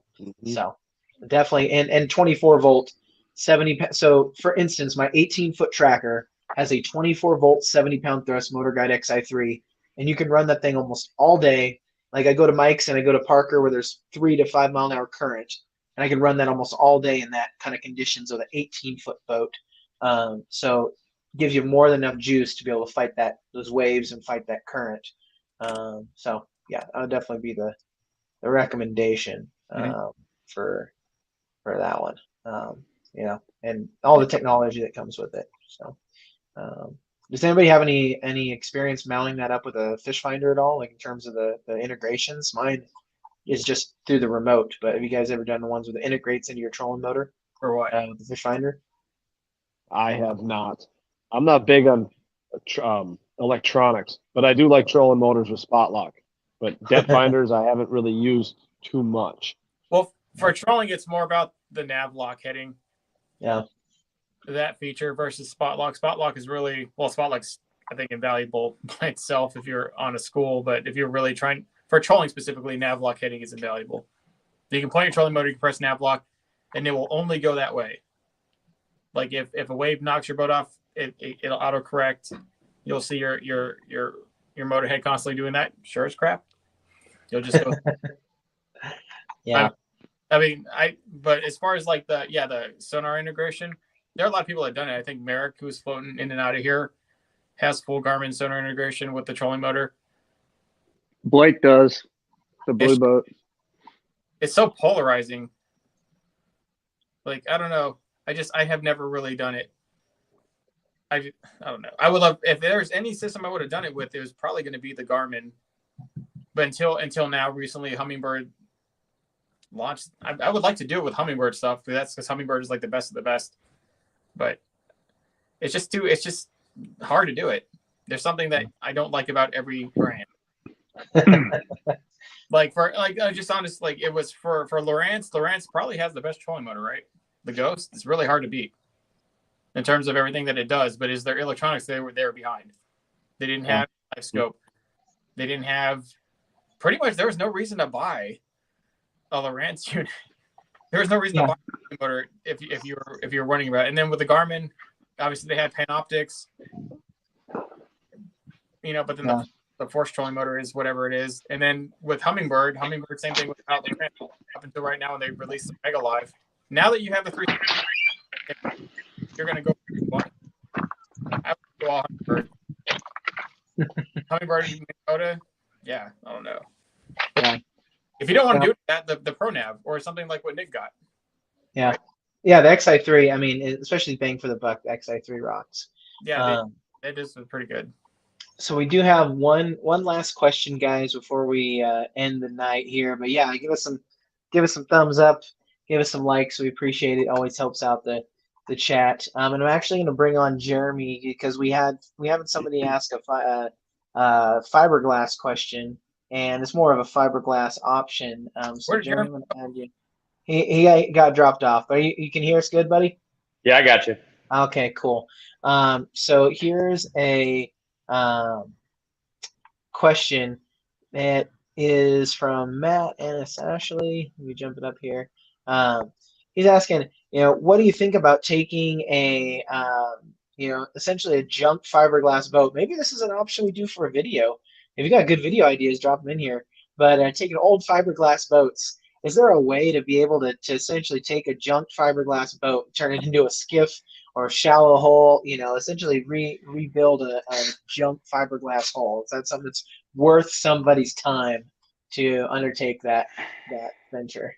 So turning it into a skiff probably would be a little tricky with the way he's got the idea of the foam under the sides. When you cut into cutting into fiberglass isn't like cutting into aluminum. You've got your upper cap and your lower cap. And let's say we were trying to open that top up. When you cut that upper cap off, you lose all your rigidity and the sides will flop all over the place. You can cut into the center and open it up, taking, let's say, if you wanted to shorten the deck on the front or the back, kind of take out some storage lids in the middle and make it more of an open platform, and then just reframe it and reglass it. But if you really start cutting into that upper outside edge, it starts becoming really floppy, and it would make it really difficult to glass it back up the sides, and the sides of the boat would flop all over the place. So it wouldn't work out maybe as well as what you think. I've got an older, like an 85 Stratus that we picked up for $100 that I've kind of started as a project $100 bass boat to show. We found it as a kind of a reconstruction project. Those old boats had bad wiring in them. most of them, the transoms were sketchy. The floors got kind of mushy, and we're going to kind of show how to do that on a budget by, you know, just wet sanding, doing a little wet sand, a little buff on the old glass, maybe revamp a couple of lids, try to integrate some of Nate's hatches in it, and kind of modernize it up a little bit without putting, you know, $10,000 in a glass boat. But to actually try and cut the outer gunnel walls out of it, or the top cap into it, it would turn into a project. You'd find that boat that you were going to start cutting on that was already junk is probably going to end up that way anyway. That's my I guess my one beef with fiberglass boats for rebuilds. Like I had to, as a 15-year-old kid, had to do a 1982 Skeeter Starfire, and the transom was rotten. I bought it. I didn't know the transom was rotten. The transom was rotten, and I was like, that was my first glimpse at fiberglass stuff, and I was like, yep, that sounds like a mess. Once a boat's already trash, it's fiberglass. It seems like there's not too much you can do to bring it back to life. So. Yeah. I guess the biggest thing that scares everybody when it comes to and it's always the transom or the floor that fails in glass boats that put them out of commission most of the time. And the highlight, yeah, you can survive a John boat forever. Yeah. But the wood in a fiberglass boat is just so much more difficult to get to. Either you cut the boat in half, or you're going to at least cut the transom section out.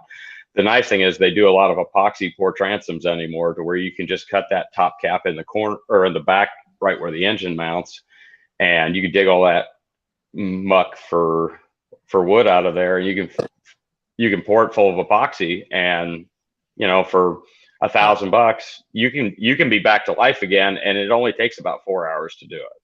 So that brings a lot of them back to life that without having to cut the boat in half. And we do a bunch of them.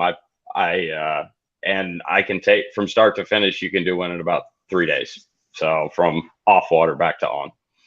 Wow. That's pretty impressive. Yeah. It'd take me 3 days just to dig out all the rotten transom from that channel, man. That's not fast at all. No way. Yeah. Custom tools, a bunch of rebar and a bunch of shop backing, and 4 or 5 hair dryers running in that cavity in there to dry it out as best you can. And after that, you're good to go. It's kind of terrifying when you rip open any transom, really, even no matter what it is.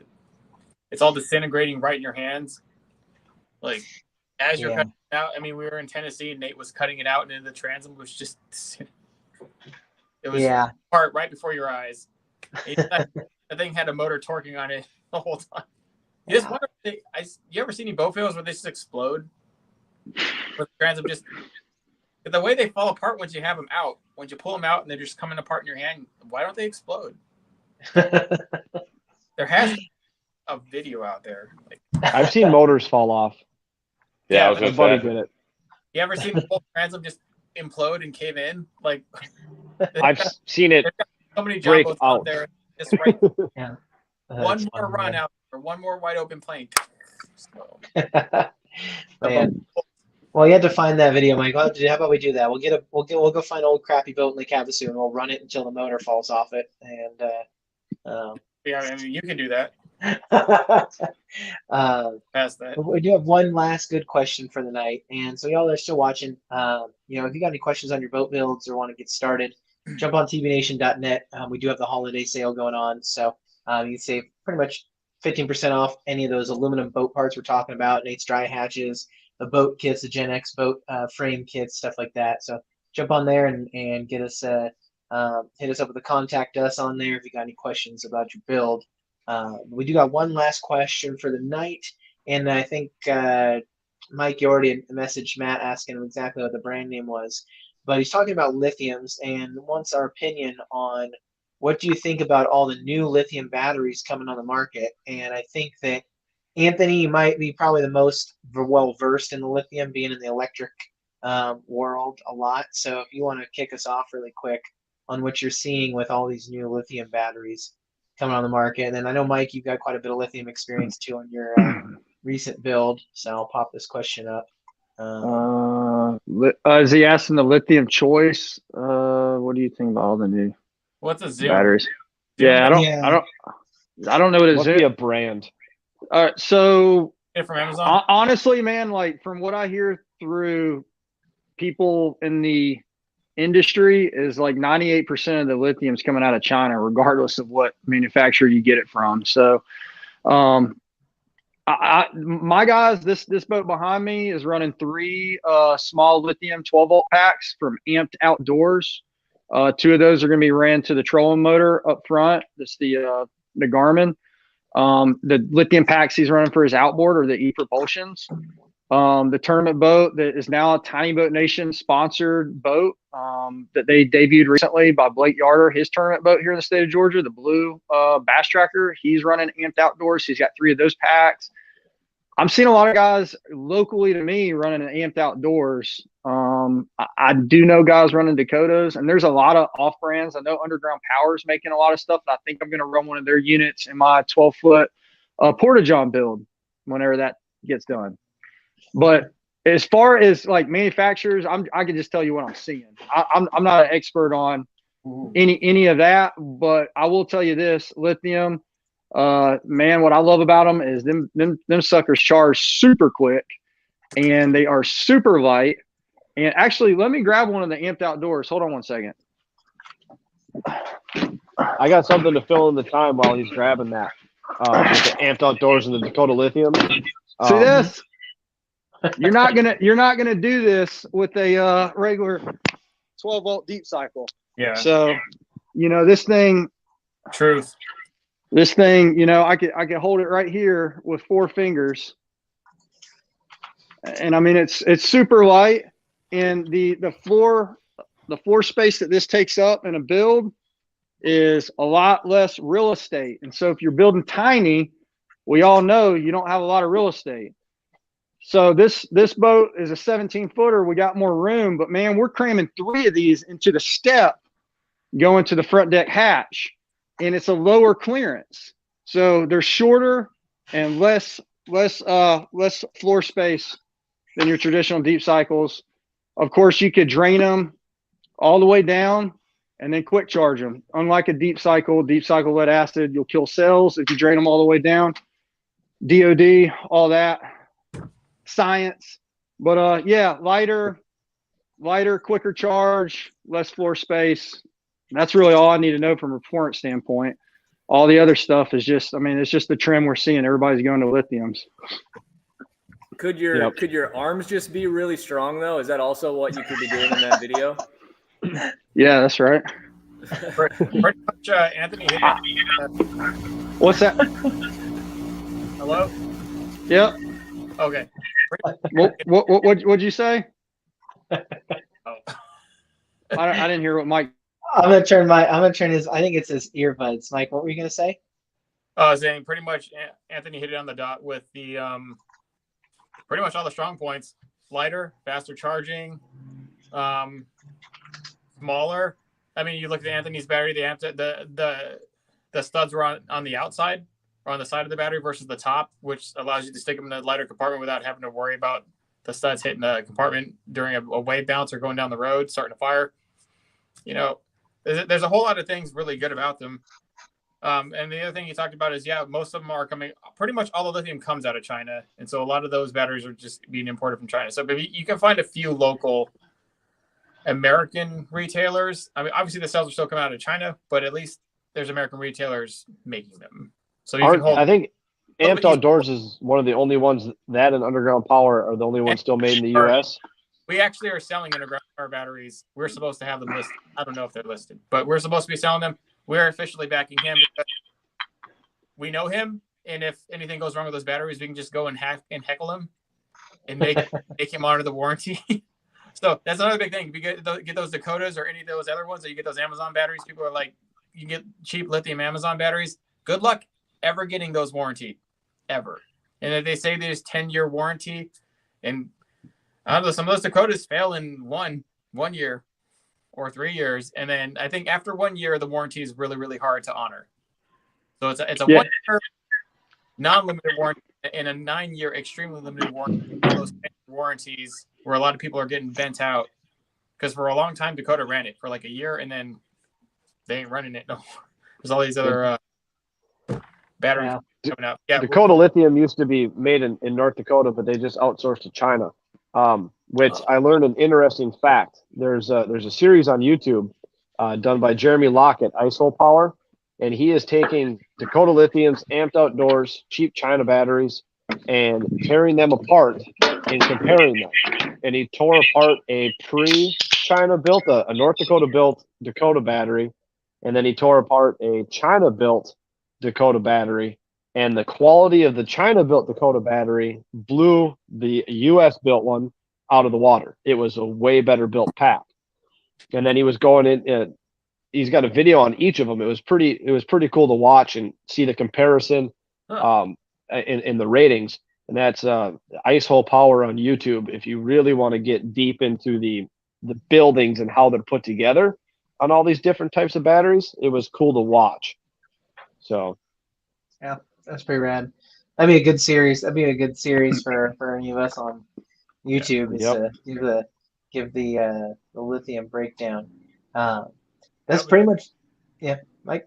I would just say all the money you're saving from not having to pay a boat payment, making your own custom boat, you should spend on lithium. At least one. Especially if you're running UHD fish finders, you kind of need them now. Like, otherwise, good power. Yeah, like that little one Anthony is holding in his hand, that will give you a pretty max output to get the best definition out of UHD. Otherwise, they're not going to run quite right off of a lead acid at all, or even a higher amp AGM. You'd have to get. I don't even know. It's hard, but lithiums are worth it.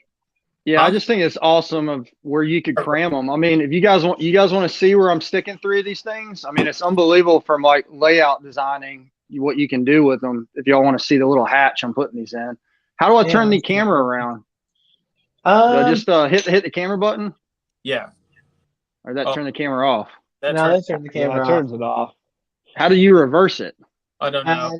Yeah, I don't know if you can reverse. I think you can, but maybe not on the fly. There should be. Let me see. That's the okay. Let's see. Let's just do this. Let's see if this works. That works. Yeah, that'll work. All right. So yeah. So here we go. So we're doing. I haven't done the latches yet. So let's see if I can open this up. Ugh. So see, 3 of them are going in here, and that's a step to the front deck, as you can see. And so it's just super low. I mean, it's a step. I mean, you wouldn't fit a deep cycle in there and your terminals would hit the lid. So we're able to take a very small space and utilize it in a way that we wouldn't with like a traditional standard battery. And then from a performance stance, you get a lot more performance. And when you stick one of these in here, I mean, look, this is a tiny lid, man. And it just, I can't do this camera thing. It just drops right in. And then you could just slide it in. So I just, from that perspective, I think it's pretty awesome. And as time goes, we're going to cram them in more and more spots that you just wouldn't put a traditional battery. Yeah. No, I like that. I like the setup of that, because I mean, I'm running 24 volt and then standard 12 volt for the starting, but it's like the back of my deck, it takes up half of the back of my deck is just batteries in my tracker. So I love that, being able to slam those batteries in a small space. And there's another good question here. We're going to cut off the questions here just because we do got to get going. But Dave Hag has a E-propulsion versus Elco question. We're pretty biased towards E-propulsion. I think they're the best bang for the buck and the best power to weight ratio and best performance. But maybe Anthony can touch on that just a little bit, since he has a little experience with both of them. But I love the layout of the E-propulsion, and the fact that it's direct drive, and then it doesn't essentially cannibalize an outboard motor to stick an electric engine in it. It's its own design. But Anthony, you want to shed a little light on that real quick? Yeah. Obviously, transparency. I work with E-propulsion. I've been working with them for almost 2 years. I'm an owner of 2 of their outboards. I've cut multiple videos on their outboards and comparison videos. I have not done an E-propulsion versus Elco. I've done E-propulsion versus Torpedo. I'm not here to say anything negative about any other company. I work with E-propulsion for a reason. I believe that they are the status quo now of the electric outboard industry. They've won many awards at boater shows and actually are trending towards innovation, which I just feel that other companies are not. I feel that they've sat idle and they have now been surpassed by companies that want to actually push the envelope. But with that said, man, E-propulsion, they've got new stuff coming out to kind of raise the bar even higher. Where Elco's got them is Elco does the higher horsepower motors right now. But again, right now is the kind of the key word right now. It just depends on your setup, man, your budget, what you want. I don't say there's always going to be a dead solution for everybody.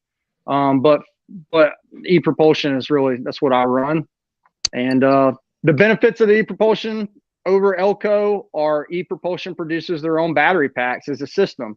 And while that may up front increase the overall cost when you're going to buy an E-propulsion pack to mate it with an E-propulsion outboard, I know a lot of guys that buy an Elco, they see that low price tag and they're like, oh man, I'll go get the EP20 and it's only this much and I'll just run lead acid on it. And they're just not satisfied long term.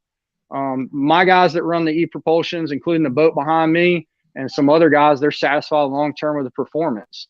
So I don't know, to each their own, I guess, but I like the E-propulsions. And the E-propulsion has a motor, the Spirit 1.0 plus the 3.0, 3 horsepower.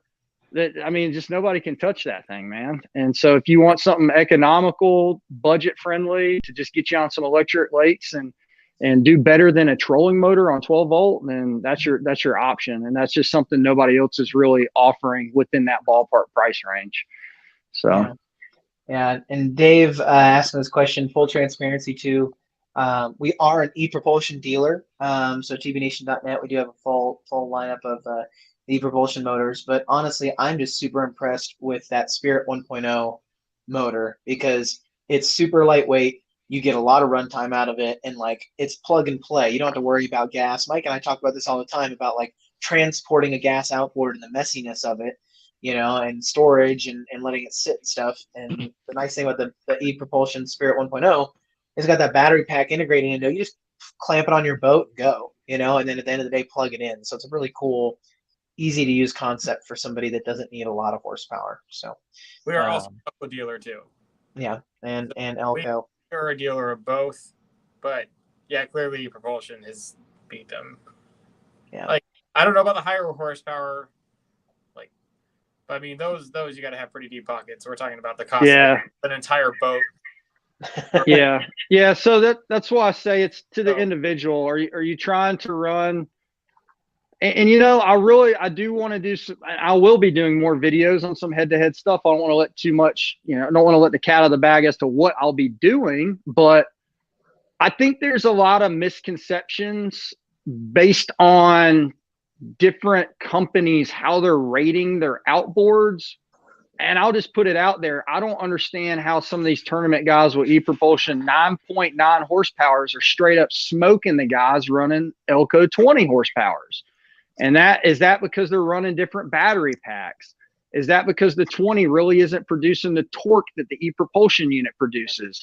What is the cause of that? And I'd like to kind of figure that one out. Or is it just simply that they're rating their motors a different standard? Maybe there's not an industry standard of how each company rates their outboards and horsepower equivalency. So is one rated at the motor and the other one rated at the prop? And see, that's what I don't know, man. I don't know all that. So I just see the guys in the tournaments and that's why I say like this one behind me, when the 20 comes out, he was wanting the 20. And if the 20 performs the way the 9.9 does, then the 20 should actually beat, some Elco 30s, or I don't know what their 30s are. You see what I'm saying? If a 9.9 can keep up or beat a 20 for a competitor, then what's the 20 going to do against the competition? Are they just rating them different, or is there a performance difference, or what's the deal with that? So I don't. Is it the battery packs? Have you had two with equal battery packs go against each other? Because if you got somebody running lead acid on an EP20, it's got 600 pounds of battery and not near the output, like no 100 amp hour output or 120 amp hour output that they need to actually peak. So probably if you're saying people down there are going with Elco specifically so they can run, Grandpa's old battery, Yeah. and not the new ones, and yeah, they're going to get smoked by 9.9. I would think, like the output of lithiums. Yeah, and I don't want to say all the guys are doing that, but I do know that there's guys that see that price tag and say, I could get the EP20 for this, and I'll figure out the batteries later. And unfortunately, that's what's going to kill you in the performance department. I'm not going to call anybody out on here, but I know tournament guys that run 20s in tournaments, and I see them on blast off, and they get after it. And the rest of the day, they're running half throttle so they can make sure they can get it back to the boat ramp because they burn that juice. E-propulsion, with their packs, you don't have that issue. Yeah, you're limited on overall full throttle runtime, but you could isolate and use it when you need it, and you don't have to worry about limping back to the boat ramp. And you've got real-time diagnostics in your tiller handle that help you manage that throughout the day. With Elco, there's possibilities of doing all that with this add-ons. You got to get this. Troy's got the one. He's got the 50. And it's a lot of add-on stuff that you got to mate with their outboard to make it all work. And I like it all being under one umbrella. I get all I need from E-propulsion and plug and play. And I don't have to worry about going through different manufacturers for batteries and outboards and different components to kind of Frankenstein something together and hope and pray it works. So. Dang, that's pretty hard. I will say, is that the TAT? Yep, mic drop. Anthony, what's that? Is that the TEC you're talking about? The one that you and I were at when we filmed that one? Is that it? Or the one with are we talking about the boat that has the 50? What are we talking about? I'm talking about the tournament. You're specifically referring to the TEC electric tournament? Yeah, different ones. I've actually fished a tournament with Blake and I've been to different ones, but yeah, there's different guys. Yeah. And I get it, man. Not everybody's gonna. The E-propulsion packs are the ones that I have, and the ones that Blake have. They're very expensive, so I get that not everybody's going to spend $2,000 or $3,000 on a 48-volt battery pack. I understand that, but there are guys that are doing it, and that's what you got to compete against. No, I did, but I didn't see anybody, not one Elco person. There was a bunch of people there with Elco motors. The majority were Elco. Not one of them had a lithium setup. Yeah, and that was then, and some guys are transitioning towards that and making upgrades.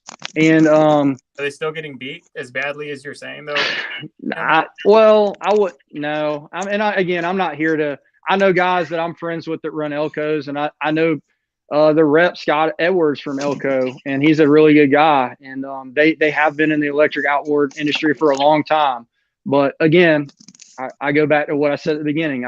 There's a reason why I work with E-propulsion and a reason why I believe in their products. And if you've seen any of the boats I do, I trend towards like design cues and pushing the envelope and doing things different. And that's where me and E-propulsion are in a parallel together, is that they like to do things different and push different trends and try different things. So my phone's about to die. Yeah, no, so is mine. Yeah, yeah, so 10%. And yeah, my earbuds just gave me the ding. I got 5% on the earbuds. So yeah. Sorry, y'all get me talking about electric outboards. I'll talk all night about it. It's really interesting stuff. Yes, it is. It's probably just it's probably just us on this chat now. Everybody else is on the left because they're like, we're not electric outboards. Who cares, man? Bunch of liberals on here. They're probably listening in. I mean, yeah, we love E-propulsion. So, but Elco a fair run. I just wonder what their actual setups are because you could Frankenstein them.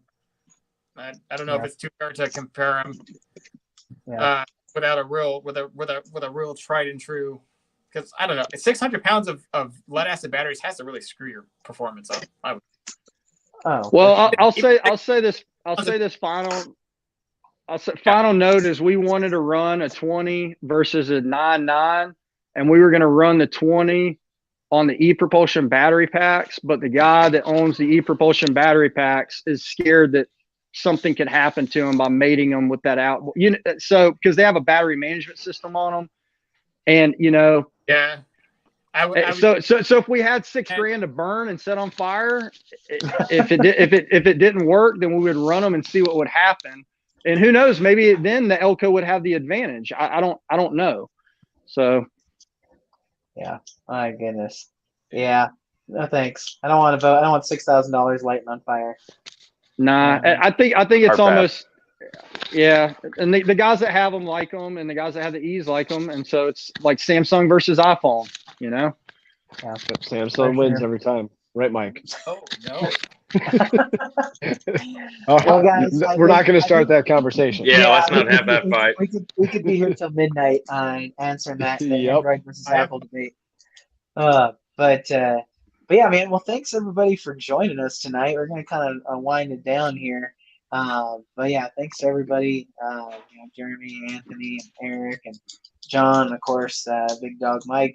Thanks everybody for joining us tonight. And if you haven't seen it, obviously if you're coming late to the chat, a couple things. We are doing a giveaway on the website, Christmas giveaway, so you can enter there and win some gift cards.